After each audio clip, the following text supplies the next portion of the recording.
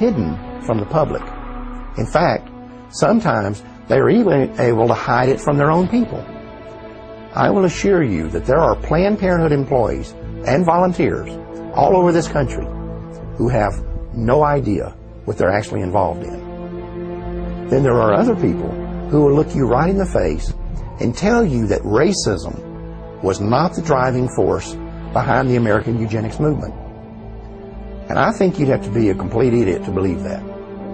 The truth is that if blacks had never been stolen out of Africa and brought here in chains, there would never have been a eugenics movement in the first place.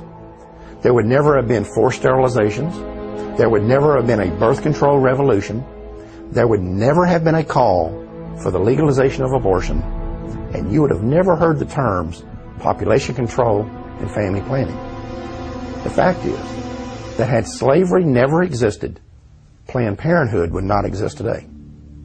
We need to remember that over 60 years ago, a man who could today be called the father of modern-day eugenics proposed that population control clinics be concentrated in minority neighborhoods.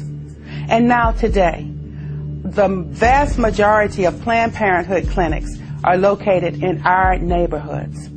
Are we really so naive to believe that this is all a coincidence? We all know that drugs, alcohol, and tobacco are devastating, especially in the black community. We know that the big corporations target us with the ads and the marketing campaigns. And yet, we don't notice that Planned Parenthood is doing the very same thing? We need to pay attention to the fact that in the 1960s, when we as African Americans began to demand our civil rights, for the first time in American history, there began a widespread cry in our government for legalized abortion. Was that coincidence too?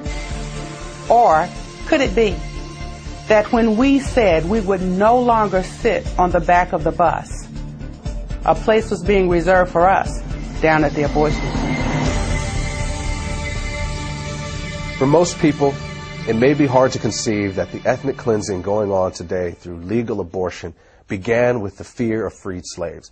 But as you have seen, that is exactly what happened. When colonization failed, Charles Darwin and Francis Galton were there to tell the world that people of African descent were just one small step above the ape. And white elitists embraced that philosophy, not because they had studied it and found it to be true, but because it gave them the permission they needed to wipe us out. And that launched a chain of events that quickly took on a life of its own. Every time one eugenics strategy failed, another was invented to take its place. It was a pattern that would be continued from one generation to the next until they finally discovered the strategy that worked. You know, when you study the Nazi Holocaust, you can see these films of Jews running into ditches to be shot in the head. You can even see films of them actually walking into the gas chambers. And it's tempting to ask yourself why they didn't fight back. I mean, if you're going to be killed anyway, what do you have to lose? Perhaps the answer is that they simply could not believe it was really happening. Maybe the normal human mind is just not wired to accept that your fellow man is capable of such senseless brutality on such a scale, even when you see it happening with your own eyes.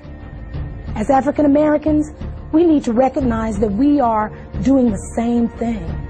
We need to understand that terms like pro-choice and reproductive rights and family planning are nothing more than marketing slogans. They're just code words that organizations like Planned Parenthood use to hide the fact that we're voluntarily submitting to the will of those who have been trying to exterminate us since the day slavery ended. At the beginning of this program, we told you that the MAAFA didn't end with the freeing of the slaves, and that in fact, it hasn't ended yet. Now you've seen the rest of the story. Now you know that legalized abortion is more than just a crime against humanity. It is also the continuation of a 150-year-old racial agenda that was founded in black genocide. And I hope that you have also come to see that as long as abortion remains legal, the MAAFA cannot end. Thanks for watching. Brothers and sisters, It is time. Yes, it is. Amen. Brothers and sisters, it's time for us to go to the streets on this issue. Yes, it is. Amen. We need to be in the streets on this issue. Amen. If we look the other way, while our smallest brothers and sisters are being lynched in the room, Amen. we lose the right to be outraged Come on. that we were once lynched by the Klan. When white supremacist Tom Messer tells his followers to invest their money in ghetto abortion clinics, he's not talking about reproductive rights. He's talking about reproductive racism. Yes, he is. Oh, no. When two guys write a book talking about Steve Levette, John Donahue, when two guys, Steve Levette and John Donahue, write a book in which they claim that the high rate of abortion keeps the rate of crime down, be assured, they know that a vast majority of American abortion clinics are in black neighborhoods. Oh, yes, it is. Oh, yes, it is. Come on. They know they're in the minority neighborhoods. What we need to understand is when we let Planned Parenthood into our schools, when Planned Parenthood put their death camps, when we let them put their death camps in black communities, in our communities, That's right. and when we sit back and let an elected government official take money out of our paycheck to pay Planned Parenthood, we have been played like fools. Oh, yes, we have. Jesus. That's what's going on. The fact is, if we tolerate something as evil as abortion, we cannot be surprised if it turns around and is used against us. We can't be surprised if it's turned around and used against us. We can't be angry if it's turned around and used against us. Notice for sure, as long as abortion is legal, in America, we will never be able to stop it being used to commit black genocide. That's right. Amen. We'll never be able to use it as a weapon for what I call the MAAFA. Well, the fact is, if we tolerate something as evil as abortion, we cannot be surprised or angry when it's turned against us. Said that one, didn't I? You know it's easy it was easy to spot the enemy when he was a redneck, toothless redneck. Probably spent about 3 years trying to get past the 4th grade. But today, our enemy don't wear white hoods. no, they don't. Come on, man. Today, our enemies wear a white lab coat Yes, yes, with a stethoscope around his neck. yes. And what gets really aggravating sometimes, like a pimp, sometimes he's black. Come on.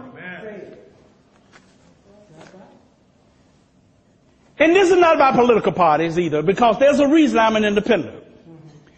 Both the Republican Party and Democratic Party have been in bed with Jezebel Yes.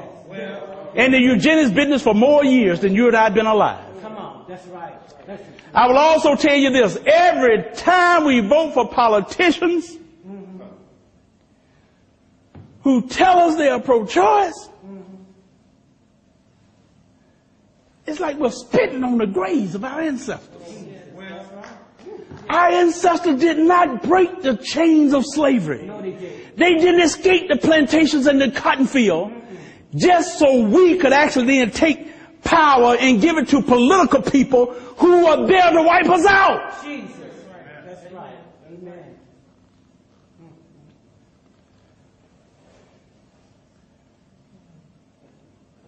We need to remember why there were civil rights groups Yes. that fought against abortion in the 60s. That's right.